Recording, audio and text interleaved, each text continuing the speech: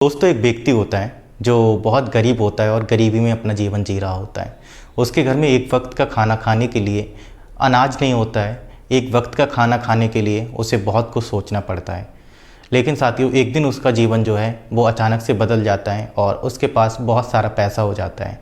और साथियों, पैसा हो जाता है तो उसका रहन सहन, खान पान सब बदल जाता है। अपने दोस्तों के साथ में वो अयाशी करता है, मौज मस्ती करता है और उसको बिल्कुल पसंद नहीं होता है कि उसके कामों में कोई रोक डाले या उसके कामों के बारे में कोई बोले। साथियों, एक दिन वो घूम कर आता है, उसकी पत्नी उससे बोलती है कि आप इतनी रात गए कहाँ थे, इतनी रात में क्यों आए हैं। तो साथियों, वो अपनी पत्नी को मारने लगता है और अब वो अपने परिवार को भी परेशान करने लगता है। साथियों, धीरे धीरे करके उनके झगड़े बढ़ जाते हैं। तो वो कहता है कि मैं तुमसे तलाक चाहता हूँ। उसकी पत्नी कहती है कि ऐसा मैंने क्या कर दिया जो तुम मुझसे तलाक चाहते हो। लेकिन साथियों, चीज़ें अच्छी नहीं हो रही होती हैं, झगड़े बढ़ जाते हैं और ज़्यादा। दोस्तों, उसकी बीवी अपने घर चली जाती है और एक दिन अचानक जो लड़का होता है जिसका नाम बजरंगी होता है, बजरंगी अयोध्या घूमने जाता है। और अयोध्या में जब वो अपनी पत्नी को देखता है तो और कुछ ऐसा होता है जो आप सुनेंगे तो आप भी हैरान हो जाएंगे। दोस्तों, ये कहानी जो है वो अयोध्या की है। अयोध्या में एक व्यक्ति रहता है जिसका नाम बजरंगी होता है। बजरंगी का गांव अयोध्या से थोड़ी ही दूर होता है। तो वहाँ पर वो छोटा मोटा काम करता था। एक बिजली विभाग में ठेकेदार के अंदर लेबर का काम करता था। साथ ही वो वहाँ काम करता था, कुछ ही रुपए मिलते थे जिससे उसका गुजारा ही हो रहा था। लेकिन धीरे धीरे करके वो ठेकेदार बन जाता है और पोल लगवाना, तार खिंचवाना, मतलब तरह तरह के काम उसके अंडर में आने लगते हैं।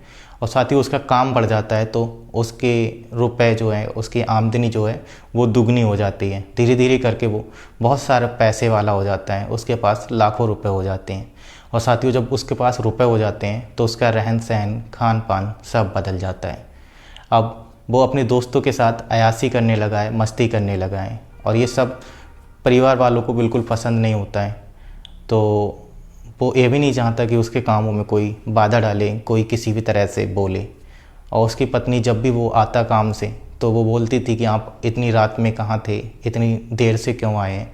वो ये सारी चीज़ें बोलती थी तो वो बुरा मानता था, उसे बुरा लगता था। और साथियों, धीरे धीरे करके रोज़ उसकी एक्टिविटी गलत राहों में बढ़ गई है। तो उसकी बीवी बोलती थी, क्योंकि पति चाहे कितना भी पैसे वाला हो जाए पर पत्नी का एक हक होता है कि वो अपने पति से पूछे कि कहाँ से वो इतनी लेट गए आ रहे हैं, कहाँ गए थे, तो वो पूछ सकती है। लेकिन उसे वो सब पसंद नहीं होता है। वो उसको मारता है और बहुत ज़्यादा टॉर्चर करता है। साथियों, कहानी इतने हद तक बढ़ जाती है कि वो उसे तलाक लेने का फ़ैसला कर लेता है और वो अपनी बीवी से कहता है कि मुझे अब तुम्हारे साथ नहीं रहना है, मुझे तुमसे तलाक लेना है। तो साथियों, अब उसकी बीवी जो है ज़्यादा परेशान हो जाती है तो उसे छोड़ करके अपने घर फैज़ाबाद चली जाती है। साथियों, अयोध्या से 10 किलोमीटर ही फैज़ाबाद होता है और उसका मायका वहाँ होता है। तो अपने माता पिता के यहाँ चली जाती है। अब जैसे ही वहाँ पहुँचती है तो उसके माता पिता भी इतने पैसे वाले नहीं होते हैं कि वो कुछ ऐसा जुटा सकें जो महिमा के लिए कुछ करवा सकें। तो महिमा सोचने लगती है वहाँ पहुँच करके उसे क्या करना है, कैसे करके अपना जीवन चलाए। तो साथियों, महिमा के गांव से जो है कुछ महिलाएं जो अयोध्या काम करने जाती थी, उसे पता था कि ये महिलाएं अयोध्या में काम करने जाती हैं। तो वो उनसे पूछती है कि आप कहाँ जाती हैं। तो वो बताती हैं कि हम अयोध्या में जाते हैं। तो वो कहती है कि क्या काम रहता है वहाँ पर।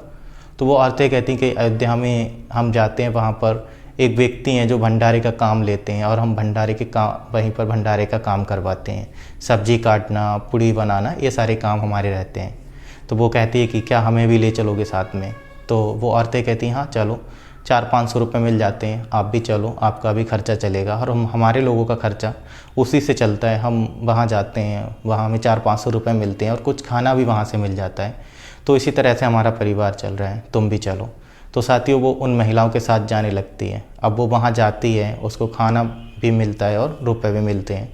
तो धीरे धीरे करके उसका जो है परिवार अच्छे से चलने लगता है। वो अपने माता पिता की भी हेल्प करने लगती है और अपने भी जो है दिनचर्या बदल लेती है। साथियों, उसको 2 से 3 महीने होते हैं वहाँ काम करते करते। फिर क्या होता है कि धीरे धीरे करके साथियों वो सारा काम सीख जाती है। तो वहाँ के जो विनोद पांडे होते हैं, जो उनके मालिक होते हैं, तो वो कहते हैं उस महिमा से कि महिमा, अब तुम सारा काम सीख गई हो तो तुम भी अब काम लेने लगो। साथियों, इसमें क्या होता था कि जो विनोद पांडे हैं, वो जो बड़े लोग आते थे भंडारे के लिए कि उन्हें भंडारा कराना है, तो विनोद जो है 1000-1500 लोगों का भंडारे का काम लेता था। आप उन्हें रुपए दे दो और वो बता देता था कि इतने रुपए में इतने लोग का भंडारा हो जाएगा और आप रुपए दीजिए, सारी चीज़ें वो ख़रीद के लाएगा और अपनी जो भी उसकी टीम होती है उससे बनवाएगा। और जब तैयार हो जाएगा तो आप लोग आकर के अपना प्रसाद अपने हाथों से बांट देना। 2-3 लड़के जो हैं वो हमारे भी लग जाएंगे आपकी सहायता कराने के लिए। तो इस तरह से जो भी लोग भंडारा कराना चाहते हैं तो उसको रुपए देते हैं और विनोद पांडे सारी चीज़ें खरीद के ला करके और वहाँ पर सब तैयार करवा के फिर बंटवाता था। तो इसी तरह से वो महिमा से बोलता है कि महिमा, आप भी अब 200-300 लोगों का ही, अगर ज़्यादा नहीं तो 200-300 लोगों का ही काम ले सकते हो। तो इस तरह से वो महिमा को गाइड करता है और महिमा भी अब वो काम करने लगती है। अब साथियों, महिमा जो है छोटे छोटे काम लेने लगती है। एक दिन क्या होता है कि फरवरी के महीने में बजरंगी अयोध्या घूमने जाता है और अयोध्या घूमने के बाद में वो भगवान राम के दर्शन करता है और सारी जगह घूमता है।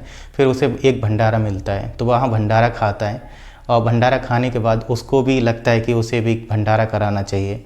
तो वो वहाँ जो पूड़ी बांट रहा होता है उस लड़के से पूछता है कि भाई साहब, ये भंडारे का कितना खर्चा आता है और कैसे कराया जाता है, क्या आप हमें बताएंगे? तो वो कहता है हाँ, हमारे मालिक हैं, उनसे आप बात कर लीजिए। तो वो विनोद पांडे के पास ले जाता है और विनोद पांडे से बात कराता है। तो वो कहता है बजरंगी कि हमें 200-300 लोगों का भंडारा कराना है और कितना खर्च आ जाएगा, क्या आप कर सकते हैं, क्या आप खाना बना सकते हैं? तो विनोद पांडे कहता है कि मैं 200-300 लोगों का तो काम नहीं करता हूँ, मेरे पास 1000, 1500, 10,000 ऐसे लोगों का मैं काम लेता हूँ। तो इतना कह कर के वो विनोद पांडे वहाँ से चला जाता है। फिर बजरंगी वापस आता है, उस लड़के से पूछता है कि उन्होंने तो मना कर दिया कि वो 200-300 लोगों का काम नहीं लेते हैं। साथियों, इतना कहने के बाद में, इतना सुनने के बाद में वो लड़का कहता है कि ठीक है, एक लोग और हैं, मैं आपसे उनकी बात कराता हूँ। एक दीदी हैं। तो क्या होता है कि उस दिन महिमा अयोध्या नहीं आई होती है तो वो महिमा को कॉल करता है, कहता है दीदी क्या आप थोड़ी देर के लिए अयोध्या आ सकती हैं? तो साथियों, वो कहती है कि क्या काम है? तो वो कहता है कि एक छोटा सा काम है, आप आकर बात कर लीजिए।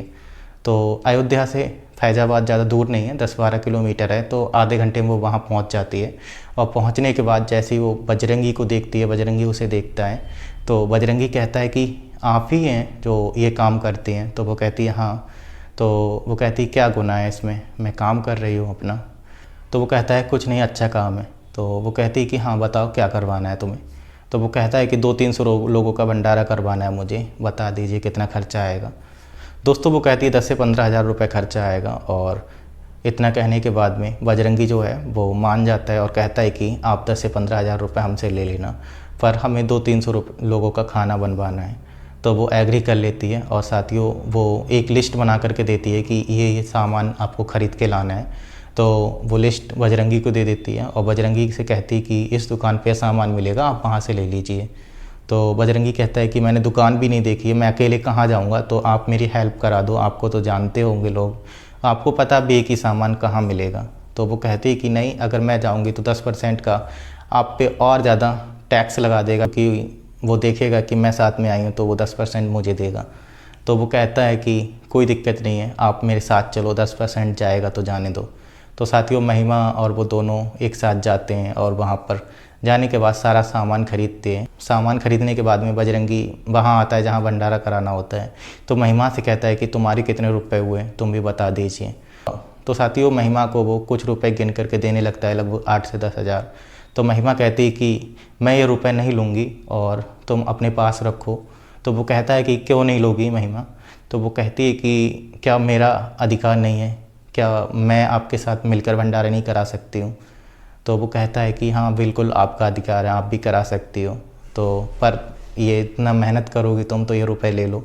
पर महिमा जो है साथियों वो रुपए नहीं लेती है। बजरंगी उसका हाथ पकड़ लेता है और कहता है महिमा मुझे माफ़ कर दो, मैं तुमसे बहुत प्यार करता हूँ और मैं तुम्हारे बिन जी नहीं सकता, मुझे अपनी गलतियों का एहसास हो गया है। तो महिमा कहती कि अब इतने समय बाद तुम्हें अपनी गलतियों का एहसास हुआ है, रहने दो, मुझे तुम्हारे साथ नहीं रहना, मैं अपनी ज़िंदगी सही जी रही हूँ और आगे भी जी लूँगी। तो वो काफ़ी गिड़गिड़ाने लगता है। तो महिमा खैर मान जाती है और उसके साथ जाने के लिए तैयार हो जाती है। फिर साथियों वो दोनों लोग क्या करते हैं, जो सामान लेके आए हैं उसका भंडारा बनवाते हैं, प्रसाद बनवाते हैं और प्रसाद जो है वो लोगों में बांट देते हैं। अब बांटने के बाद में बजरंगी जो है महिमा से कहता है कि अब तुम हमारे साथ चलो, घर चलो, घर पर सब तुम्हारा इंतज़ार कर रहे हैं। तो साथियों महिमा तैयार हो जाती है जाने के लिए। फिर बजरंगी महिमा को लेकर के ससुराल जाता है। वहाँ महिमा के मम्मी पापा से पूछता है।